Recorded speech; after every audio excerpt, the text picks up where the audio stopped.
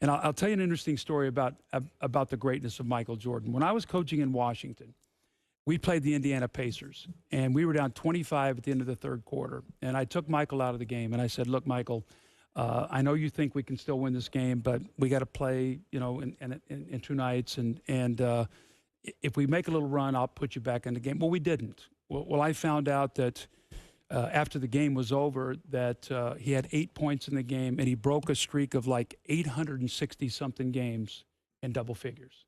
And so the media was on, how do you think Michael's going to be with this? I said, look, Michael's got championship rings. He's got gold medals. He's got NCAA championships. He's got MVPs.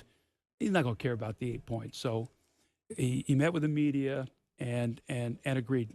That bus is lonely as a coach when you're sitting there after you've got your head handed to you.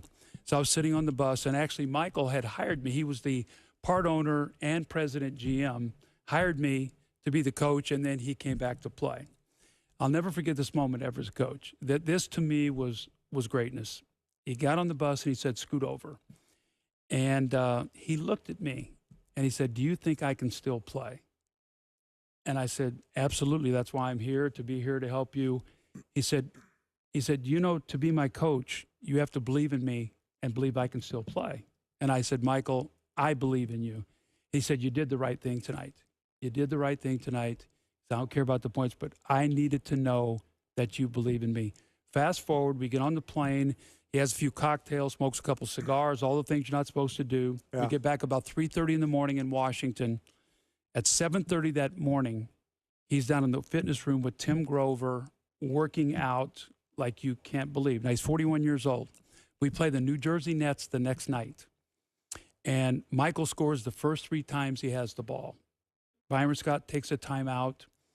And Michael comes over and he says, "I want the ball right there the rest of the game, and don't take me out till I tell you." And so that's fine by me. So with 2 minutes to go in the game, he gives me the sign like, "That's enough." I take him out of the game. He walks over to the bench. I said, "Michael, what happened tonight?" He said, "Well, the guy who was guarding me told me his back was hurting. Don't ever tell me you got a problem." He said, I'll make you pay for that."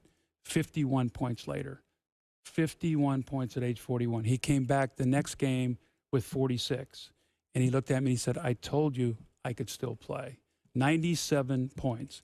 I mean, Mike, I was absolutely blown away at what this guy could do. His mind, how strong it was. I mean, he's playing on one leg.